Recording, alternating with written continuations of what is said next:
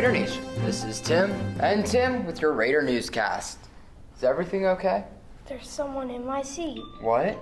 Some dude is sitting in my seat. Who does he think he is? Oh, I was just about to introduce him. He's a special guest we have this week. Middletown cares about the safety of your children even before they get to school. So when the transportation department informed us that drivers were having a difficult time following the school bus stopping laws last year, we immediately wanted to help.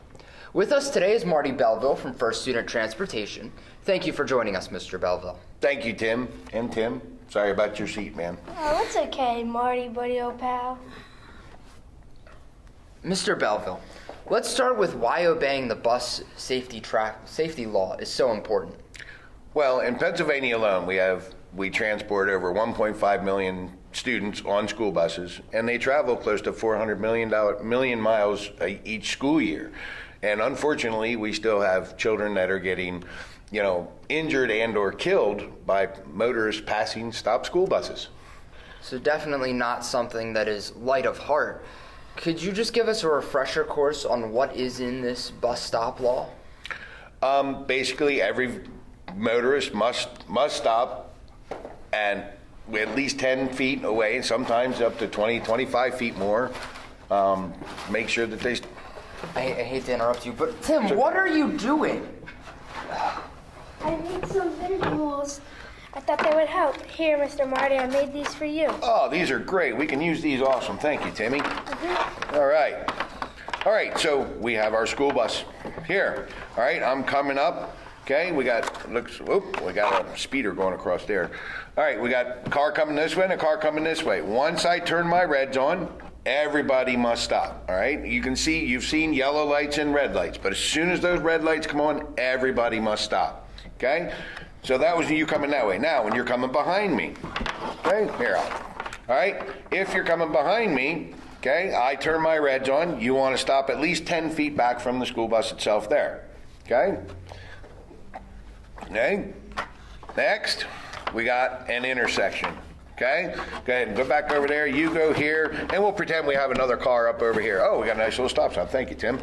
All right, so this is one of the main things that happens quite a bit. When you're at an intersection, so what are you, driving in the middle of the lane there? All right, you want to be over there. All right, so when I come up to an intersection, once my reds are on, if I'm within 30 feet of that intersection, every car must stop at every one, even if there's no stop signs or anything like that. Every car must stop at an intersection. So let's say there's a traffic signal here. Even if these two cars here have a green light, if this bus is dropping students off, they must stop. That is correct. Even if there's a light or anything, they must stop. Offset intersections, same thing? Same thing. If it's part of the intersection that is controlled, then absolutely, they must stop. And this is, like I said, this is the one misconception everybody has. They think, like this car here, all right, a lot of times what they think is they're turning right, so I'm over here, so it's okay for them to turn right. No, they must wait until I have deactivated my red lights. So now what is the punishment for someone that would choose to not follow this law? Well, it varies per offense. You could get your license suspended for 60 days or up to a year, depending on the severity of it. You could get 5 points on your license, up to 5 points on your license, and a fine up to $50, and I've heard of up to $750 fines. Yikes. I'm definitely going to be more careful when I'm driving. Here, Mr. Marty, I want you to have these. Why, thank you, Timmy. I can have my seat. Timmy! You can't just push people. Well, I wanted my seat back. It's your guest. Up next, we'll send it to our sportscaster for more information on the fall sports season. This is Sebastian, your sportscaster, coming at you live from the high school campus. We're here today to interview some athletes on their upcoming fall season. We're here with our senior athletes from... Wait, what sport is this again? Soccer.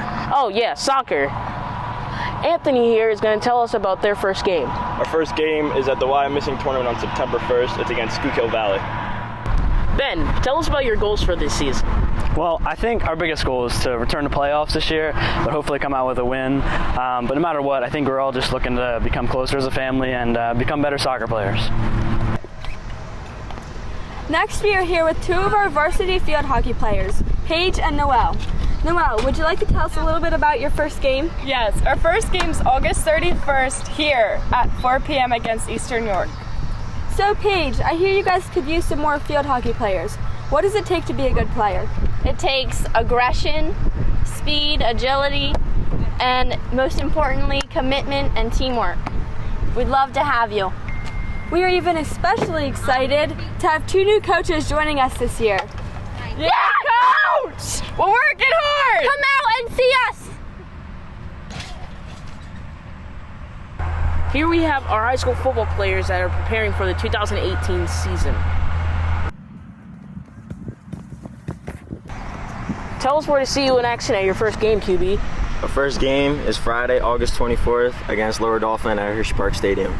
Here we are with our senior soccer players. And one of the all-stars from last year, Haley, is going to tell us about their first game. Our first game is on September 4th at 7 o'clock at War Memorial Field, and we play McDevitt. Now over to Jade, where she will share their team goals. Our goal this year is to really unify the team and the underclassmen and make everyone feel welcome. And our goal is to get past the second round of playoffs.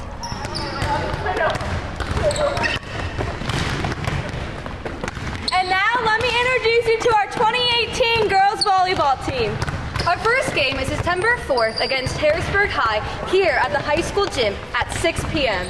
Adrian, tell us about last season. Last season, we were the co-champs of our division, and this year it's our goal to be the champ! Also this fall season, we have cross country, girls tennis, and golf. You can meet all the athletes plus the marching band and cheerleaders at Meet the Raiders on Thursday, August 23rd at 6:30 p.m. at War Memorial Field. Back to you, Tim and Tim. Thanks for joining us again this week. This has been Tim and Tim with your Radar Newscast.